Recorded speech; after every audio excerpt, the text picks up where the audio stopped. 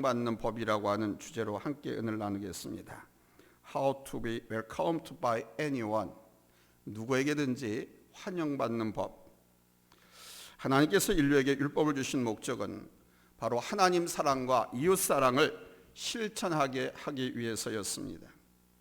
우리 예수님께서 한 율법사가 라비어, 계명 중에 어떤 계명이 가장 큽니까? 라고 질문했을 때 이 한 말씀으로 정리하셨습니다.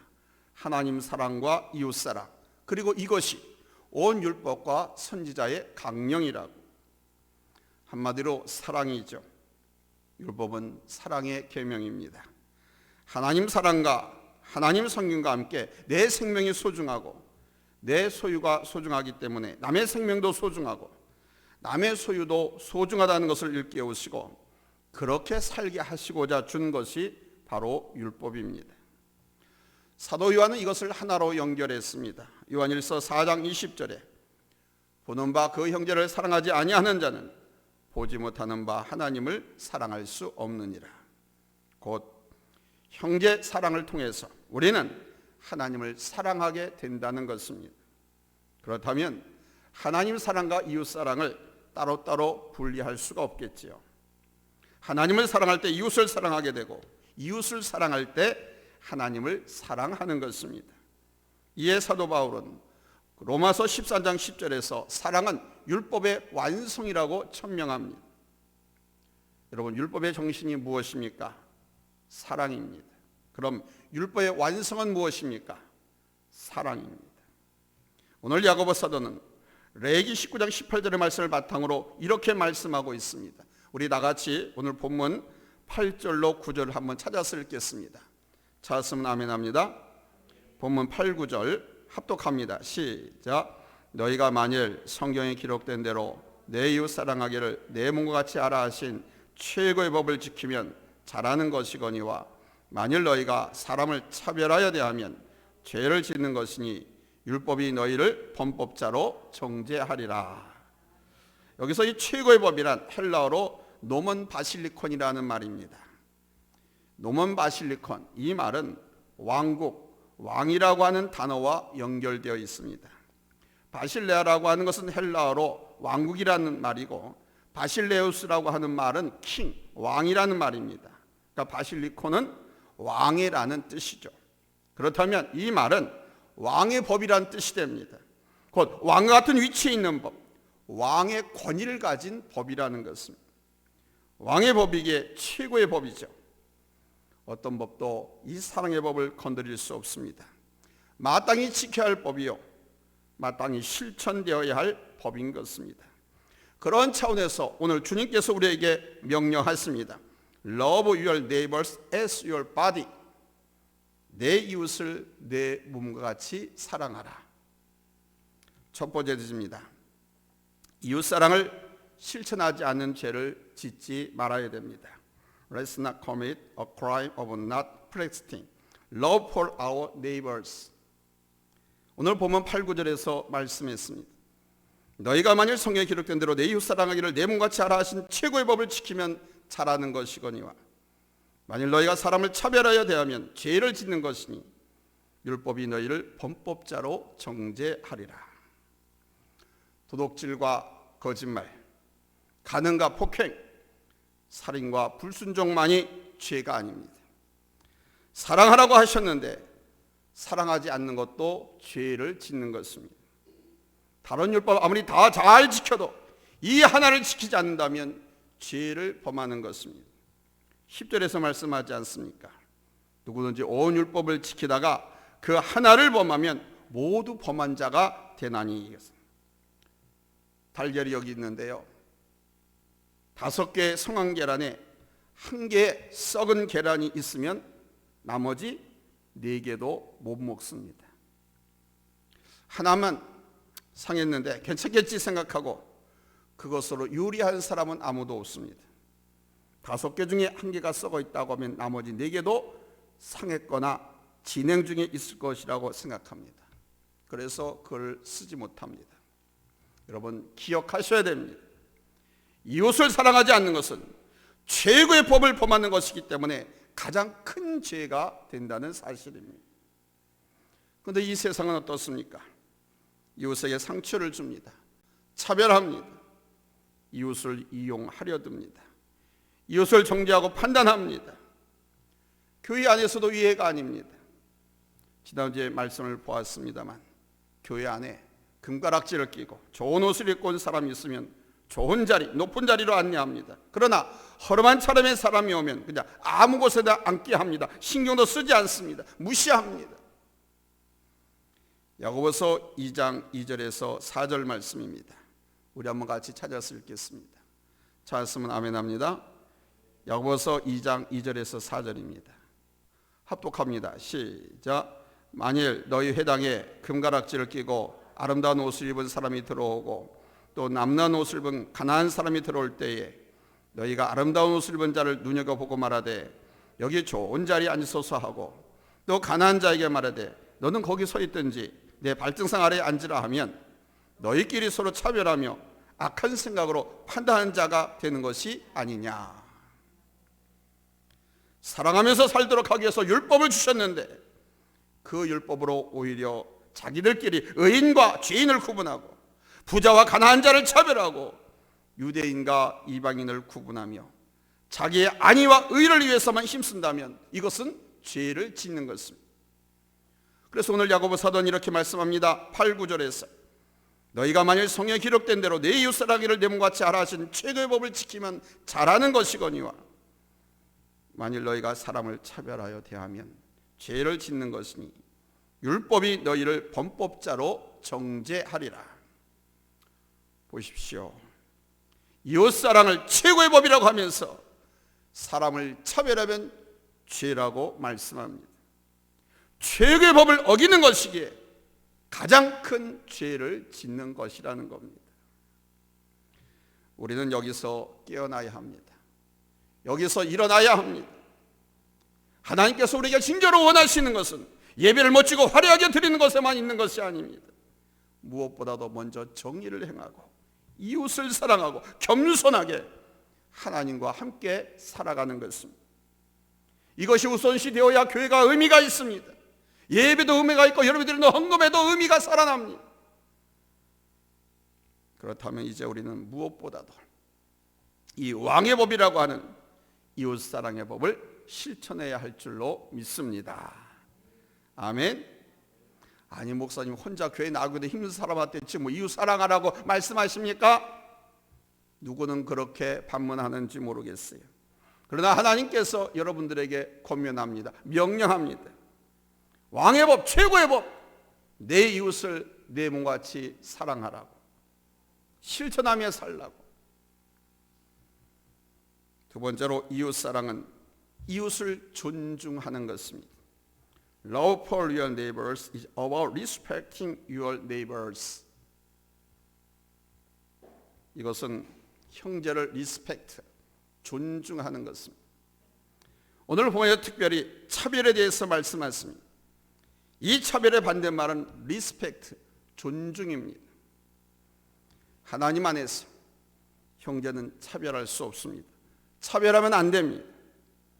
한 가정에서 형제는 부모에게 있어서 다 똑같습니다. 동일합니다. 공부를 잘하는 아이, 좀 더 잘 사는 형제가 있을 수는 있습니다. 그러나 부모 입장에서는 다 똑같은 자식입니다. 하나님께 있어서 당신의 자녀, 당신의 백성도 동일할 뿐입니다. 그러나 세상은 어떻습니까? 잘나고 못나고 높고 낮고 부하고 가난하고 배우고 못 배우고 차별합니다. 그러나 하나님의 백성들, 우리 그리스도의 세계에서는 차별이 있어서는 안 됩니다. 그러니까 예수 믿고 하나님의 자녀가 되면 그것으로 동일합니다. 성도라는 이름만 얻으면 됩니다. 그냥 교회만 왔다 갔다 하는 교인이 아니라 성도라는 이름만 얻으면 됩니다. 여기서 더 이상 높은 사람이냐 낮은 사람이냐, 부자냐 가난하냐, 유명이냐 소시민이냐, 많이 배웠느냐 못 배웠느냐, 이런 건 전혀 상관이 없습니다. 이거 생각할 것이 아닙니다. 생각해 볼 필요도 없습니다. 십자가 앞에서 예수 그리스도 안에서 모든 성도는 동일할 뿐입니다. 그리스도 예수 안에서 차별이 있을 수 없습니다. 오직 그분 안에서 동일할 뿐입니다. 여러분, 이 의식과 이 삶이 분명해야 합니다. 모든 그리스도인은 나와 동일한 하나님의 자녀요, 나와 똑같은 하나의 백성이라는 생각을 가지고 대할 때 우리는 진심으로 대할 수 있습니다. 진심으로 대하는 것, 그게 리스펙트입니다. 그것이 사랑입니다. 세 번째는 Let's love with compassionate love to our neighbors. 이웃에게 긍휼의 사랑을 베풀고 살아야 합니다. 긍휼을 여길 사람들에게 긍휼의 은혜를 베푸는 것입니다. 이 긍휼하면 여러분 하나님이 떠오르지 않습니까? 불교 믿는 사람들은 석가모니 부처의 그 자비가 떠오르지 않습니까? 긍휼. 이 긍휼은 존중과 달리 나보다 못한 사람, 나보다 낮은 사람을 사랑하는 방법입니다. 내 주변과 우리 이웃 가운데는 긍휼히 여김을 받아야 할 사람들이 참 많이 있습니다. 어른이고 아이이고 도움받아야 할 사람들이 얼마나 많은지 모릅니다. 어느 지역이든지 독거노인들이 계시죠. 이 독거노인들은 당신 혼자밖에 없는 거예요. 돌봐줄 가족이 전혀 없습니다. 설사 가족이 있다 하더라도 행방을 모릅니다. 자식들이 부모 내팽개치고 다 소식 끊어버렸어요. 행정상으로 자식들이 있으니까 기초생활수급 대상자에도 못 들어가서 국가로부터 그 적거리만큼 주는 그 지원도 받기 어렵습니다. 기초수급 생활 대상자가 되면 국가로부터 조금 지원을 받습니다. 그러나 자식들이 있다는 이유로 그것도 받을 수 없습니다. 그래서 최빈민으로 전락해버립니다. 한 끼 끼니도 걱정하며 살아야 하는 그런 사람으로, 기초생활수급 되는 데가 안 되니까 지원을 못 받는 거예요. 아이들 가운데는 편부모, 조부모 밑에서 자라는 아이들도 있습니다. 특별히 어머니가 없는 아이들의 모습은 참으로 보기가 민망하기 짝이 없습니다. 옷차림이나 몸가짐도 깨끗하지 못해서 또래 친구들에게 기피 대상이 되기도 합니다. 행동거지가 불안하고요, 과격하고요, 공격적입니다. 그런가 하면 어떤 아이는 왕따가 되어서 혼자만 떠도는 아이들도 있습니다. 이러니 학교 생활에 제대로 적응을 못하고 참 힘들게 삽니다. 문제아가 될 소지가 참 많이 있어요. 이런 아이들, 이런 가정 우리가 찾아봐야 됩니다. 주변에 병들어 고통당하는 사람들도 있습니다. 이런 사람들의 이웃이 바로 교회가 되어야 합니다. 교회로 선택하고 부르신 우리가 이웃이 되어 주어야 합니다. 인간적으로는 할 수 없을지 모르지만 내가 하나님의 사랑을 받았으니까, 내가 하나님의 긍휼의 사랑을 받아서 하나님의 자녀가 됐으니까 예수님 때문에 내가 저들에게 위로가 되고 힘이 되어 줄 수 있어야 합니다. 주님은 공생의 삶을 사시면서 가난하고 소외된 사람들, 병든 사람들, 세리와 죄인들의 친구가 되셨습니다. 그들을 찾아가셨고 그들의 안타까운 모습을 보시고 불쌍히 여기셨고요, 몸이 불편한 사람들은 병을 고쳐줬고 저들의 필요를 채워주셨습니다. 오늘 우리 교회가 움직이는 교회인 성도들이 해야 할 일이 바로 이것입니다. 교회는 단지 예배드리고 훈련받고 우리끼리 사랑의 교제를 나누는 곳이 아닙니다. 이웃을 돌아보고 이웃을 섬기고 이웃을 사랑하는 통로로 주님께서 교회를 세우셨습니다. 여러분을 교회로 선택하셨습니다. 이것을 우리가 분명히 알아야 됩니다. 긍휼이 없는 자는 긍휼 없는 심판을 받게 된다는 것을. 마태복음 25장에 보면 양과 염소의 비유가 나옵니다. 우리 주님께서 왼쪽에 있는 염소 무리들에게 말씀하십니다. 마태복음 25장 41절에 43절 우리 다 같이 찾겠습니다. 마태복음 25장 41절로 43절입니다. 찾았으면 아멘 합니다. 합독하겠습니다. 시작. 또 왼편에 있는 자들에게 이르시되 저주를 받은 자들아 나를 떠나 마귀와 그 사자들 위하여 예비된 영원한 불에 들어가라. 내가 주일 때에 너희가 먹을 것을 주지 아니하였고 목마를 때에 마시게 하지 아니하였고 나그네 되었을 때에 영접하지 아니하였고 헐벗었을 때에 옷 입히지 아니하였고 병들었을 때와 옥에 갇혔을 때에 돌보지 아니하였느니라 하시니. 그러자 왼편 무리들이 우리 예수님께 반박 질문을 합니다. 그게 마태복음 25장 44절입니다. 찾았으면 아멘 합니다. 합독합니다. 시작. 그들도 대답하여 이르되 주여 우리가 어느 때에 주께서 줄이신 것이나 목마르신 것이나 나그네 되신 것이나 헐벗으신 것이나 병드신 것이나 옥에 갇히신 것을 보고 공양하지 아니하더이까. 그러자 우리 주님께서 자상하게 말씀하십니다. 25장 45절입니다. 같이 읽습니다. 시작. 내가 진실로 너희에게 이르노니 이 지극히 작은 자 하나에게 하지 아니한 것이 곧 내게 하지 아니한 것이니라 하시니. 그러나 여러분, 긍휼히 여기는 자는 복이 있습니다. 여기 긍휼히 여긴다고 하는 것은 그 어렵고 힘든 나그네와 병든 사람이나 가난한 사람들을 돌보는 사람, 사랑을 실천하는 사람을 말합니다.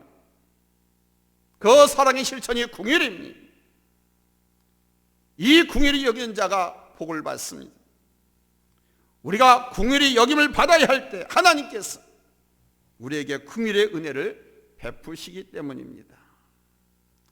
사랑하는 성도 여러분, 여러분의 이웃을 사랑하고 있습니까? 다시 묻습니다. 여러분의 이웃을 존중하십니까? 긍휼히 여겨야 할 사람을 긍휼히 여기십니까? 내가 성도들을 존중하고 우리 주변의 사람들을 존중할 때 사랑의 법을 지키는 것이 됩니다. 그리고 긍휼히 여겨야 할 대상들을 돌아보고 긍휼의 마음과 섬김을 베풀 때 최고의 법, 사랑의 법을 지키는 것이 됩니다. 이웃사랑은 최고의 법, 왕의 법입니다. 이 법은 누구에게도 지탄받지도 않고 정죄받지도 않는 법입니다. Love for your neighbor is the best law, the king's law. This law is neither condemned nor condemned by anyone.